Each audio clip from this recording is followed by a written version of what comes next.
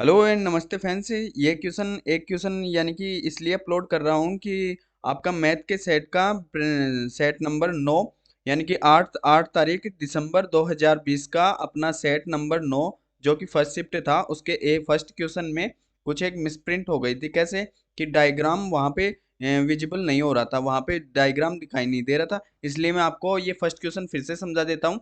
I hope कि आपको उसमें भी थोड़ा बहुत समझ में आया होगा और मैं इसी में ये फिर से अपलोड कर देता हूँ। तो फ्रेंड्स अब देखो इस ये क्वेश्चन करते हैं। तो ये क्या दे रखा है, एक त्रिभुज जिसकी प्रत्येक भुजाएं 18√3 सेमी है और इसमें अंतःवृत्त बनाया जाता है और वृत्त के क्षेत्रफल कितना होगा। अब देखो हम अंतःवृत्त बनाया जाता है तो अपन बना लेते हैं, क्या अपन बना लेते हैं एक त्रिभुज बना लेते हैं जो भी। ये कौन सा हो गया, समबाहु त्रिभुज जिसकी तीनों भुजाएं समान हो, जिसकी तीनों भुजाएं समान हो तो ये हो गया समबाहु त्रिभुज।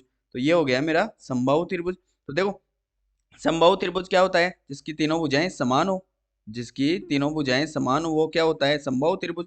अब देखो इसके अंदर मैं एक रेखा डाल दूं, इसके अंदर एक मैं ये रेखा डाल दिया तो देखो ये हो गया क्या, एक समबाहु त्रिभुज। और ये इसकी क्या हो गई, ऊंचाई। तो ये ए है तो ये भी ए होगी, ये भी ए होगी तीनों।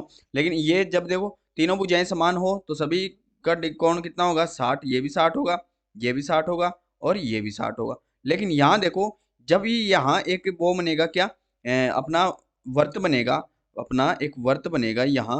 देखो मैं इसको हटा के फिर बता देता हूँ आपको, एक सेकंड अच्छे से समझा देता हूँ कि नेक्स्ट टाइम जब भी ऐसा क्वेश्चन आए तो आपको कोई समस्या ना हो। एक सेकंड, एक सेकंड, हाँ देखो अब समझा देता हूँ आपको। ये यानी कि ये थोड़ा हटेगा नहीं, इसको यहाँ से ऐसे हटा के फिर कर लेते हैं। तो ये थोड़ा यहाँ से हटेगा नहीं, पूरा ही हटेगा फिर बाद में। चलो कोई नहीं, अपन ये तो पता ही है ये यहाँ 60 है, यहाँ 60 है।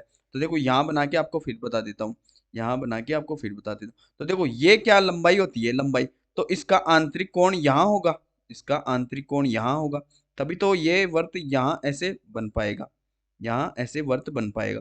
तो देखो हाइट हाइट कैसे अनुपात 2:1 में बांटेगी, 2:1 में। तो एक वाला तो हो गया कहाँ का, आंतरिक का, और दो वाला रेडियस हो गई, दो वाली रेडियस किसकी, बाह्य की। तो बस इसको समझ गए तो समझ रहे। तो अपना इसका क्षेत्रफल क्या होता है, √3/2 a² होता है। यानी कि समबाहु त्रिभुज का क्षेत्रफल क्या होता है, √3/2 a²। ए क्या होता है, भुजा, जो अपन ने बता ही चुका है। अब देखो इसकी हाइट बराबर क्या होता है, √3/2 ये ए, यानी कि √3/2 इंटू भुजा। अब ये इसकी हाइट होती है। अब देखो हाइट निकाल लेते हैं अपन। तो हाइट बराबर √3/2, ए अपने को पता ही है 18√3, 18√3।